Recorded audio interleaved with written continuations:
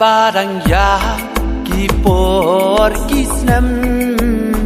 jing it otang happy kadem la inong rem happy te bangan tei la da la tho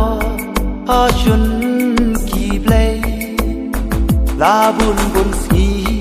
ya pi banga perkan tang ya pi mar wei nga yaman jingerman scam anga ti ka don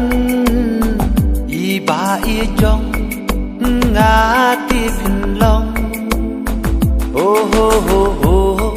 oh ho ho ho ho la la la la la la la la la la la oh ho ho ho aha aha la la la la la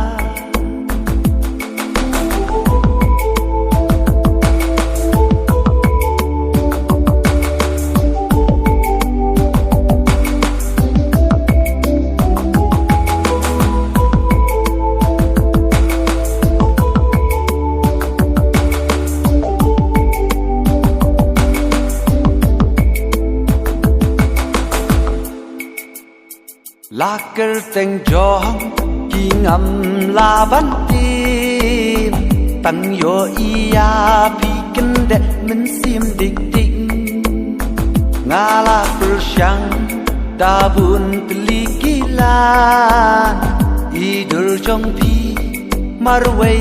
nga yap man na ai pi wan ko dur ba priu chi teng san ya nga ruma nga posniu nga thang dik dik ba phin long i jok nga aku dur puri blai nala oh ho ho ho oh ho oh ho ho la la la la la la la la la la la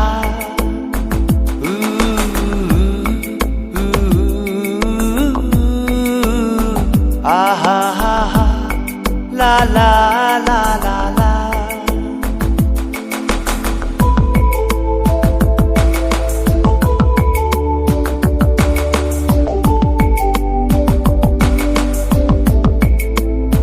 la ding pin kyang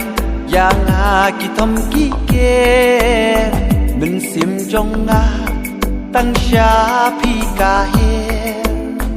la i nong rem happy ti bangan tei la da la tho ha shun ki play na ai pi wan